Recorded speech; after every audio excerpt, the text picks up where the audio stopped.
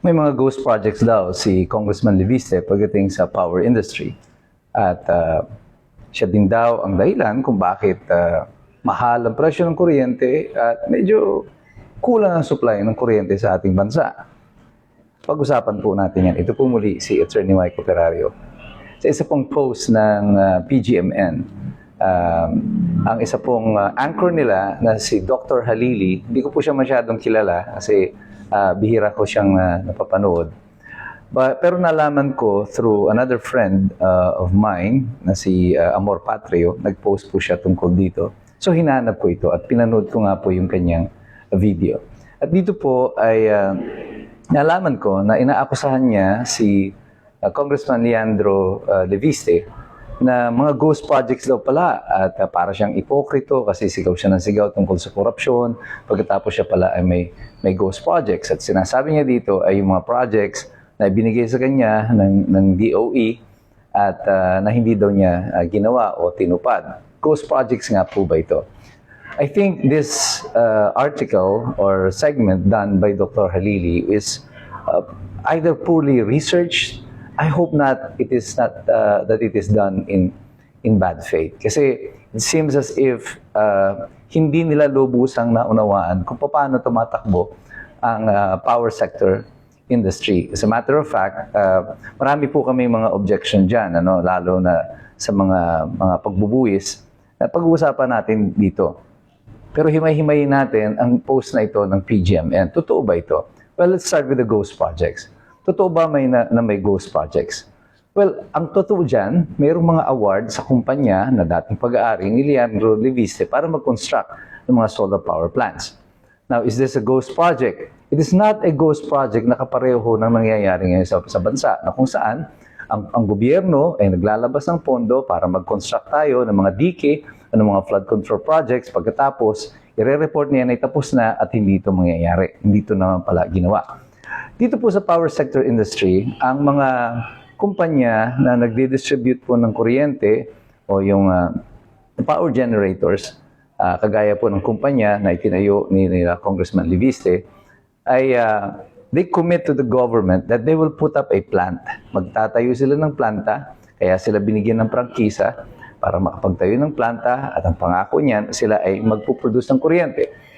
Ang gumagastos po para sa pagtatayo ng mga planta na yan ay itong pong mga pribadong industriya. Pera po nila yan, hindi po yan pera ng gobyerno. So wala po dyan ghost projects. Kung meron man yan, ang tawag dyan ay yung mga unfulfilled commitments. At ito yung sinasabi ng DOE na dahilan nila kung bakit nila kinansela yung mga kontrata. Yung kontrata po na yan ay yung undertaking ng kumpanya na magtatayo sila ng planta upang makapag-generate ng kuryente. So hindi ito kapareho ng ghost projects na meron dito sa flood control kasi walang pera ng gobyerno na lumalabas dito. Ang tayo daw ba ay nasa dilim dahil hindi na nakapag-produce ng kuryente si Congressman Leandro Leviste? Well, sa katotohanan po, sa Pilipinas, ang solar power only generates about 2 to 3.8% of our power requirement. And our capacity, ang installed capacity niyan, ay between 6 to 6.2. Ibig sabihin po niyan, yung mga nakatayong planta, ang kaya lang yung i-generate talaga ay between 6 to 6.2% ng ating power requirement. Of that power requirement, ang actual na na-deliver ng existing na mga power plants is only 2 to 3.8%. So kahit hindi po yan makapag-produce ng mga kuryente, yung mga solar power na yan, hindi po tayo masasadlak sa dilim. Hindi po yan ang tunay dahilan kung bakit kulang. Ang main source pa rin po natin ng power are the power that are generated through coal, and the traditional oil and fuel generated na mga production. Ang solar globally only accounts for about 4 to 7%. Iyan po ang global percentage ng solar power energy globally. And tayo, mababa pa tayo dun sa international standard at this time. So bakit mabagal ang pagtatayo ng mga solar power plants and even other nations ay hindi pa ito naging 100% solar? Well, the reason for that is technology and the cost. Sa totoo, mas mahal po ang production ng kuryente through solar. Kaya po, actually, kung solar power tayo lahat, mas mahal po ang kuryente na ating babayaran. Kanya po noon, ang mga solar power producers and other alternative electricity producers, may pumapasok po sila doon sa additional tariff na ipinapatong sa atin. Ang tawag po dyan ay yung FIT-all or yung Feed-in Tariff Allowance. FIT-all. Feed-in Tariff Allowance. Ibig sabihin po nito, bilang garantiya ng gobyerno sa mga power industry na papasok sa alternative fuel, kagaya po ng solar, ng hydro, ng wind, at saka the other sources ng alternative fuel, meron po silang garantiya na ito ang babayaran namin sa inyo ng gobyerno. Magtayo lang kayo ng solar power. So, dito po sa FIT-all, ang tinadagdag po sa atin na buwis, pag tingnan niyo po yan sa inyong mga electricity bill, makikita niyo po yan dyan. Meron po tayong dinadagdag na 11 centavos sa kasalukuyan. Sa ating mga 11 centavos per kilowatt, ang dinadagdag sa atin para bayaran yung mga kuryente na po pwedeng hindi naman natin na konsumo. At ngayon po ay mayroon pong panukala sa ERC na itataas pa ito to 21 centavos per kilowatt hour. At dyan po ay kikita, magagarantihan ang kita ng mga alternative fuel, alternative power producers, kagaya po ng solar, ng wind, ng hydro, at saka geothermal. Ayan. Ang solar po ay meron po sila dyan mga garantisado na presyo. Halimbawa, ang solar is 9 pesos per kilowatt hour ang guaranteed sa kanila. Sa wind, it is 8 pesos. And then 6, it is hydro. Yung geothermal yata is 7 pesos.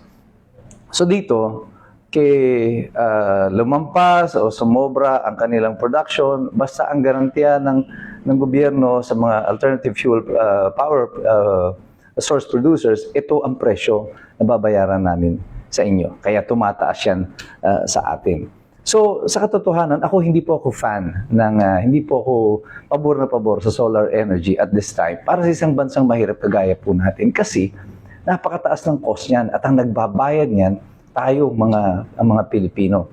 At ito rin po yung thrust noon ni Rodrigo Duterte. Gusto din po niya, no? Kaya pinupush pa noon yung mga traditional, yung coal, yung fuel. Of course, pupunta pa rin tayo dun sa solar and cleaner energy. But not at this time, because even China, when they were developing, puro coal po sila and yung tawag nila, yung dirty energy. But eventually, the technology was improved at lumilinis din naman po. Eventually, lumilinis na rin yung emissions ng mga coal power plant. But at this time, it is the alternative fuel constitutes only a small portion of the global market and even our domestic market, principally because of the cost. Sa mga mahihirap na bansa, mahirap po talaga maka-comply dyan. So, there you go. That explains to you na lahat ng itong mga pinagsasasabi tungkol dito sa Congressman Lepiste appears to be inaccurate. I am not lawyering for Congressman Lepiste. I don't even know him. I just wanted the truth na lumabas. At wag magamit itong mga ganito mga propaganda to discredit someone na dahil lamang siya ay lumalaban dito sa administrasyon at may mga isinisiwalat. Ang mahalaga, kayong lahat, bawat isa sa inyo, alam nyo na at nang hindi kayo basta-basta naloloko. Kasi alam natin, mahirap makialam ang taong walang alam. So God bless you. God bless us all. Mabuhay ang Republika ng Pilipinas.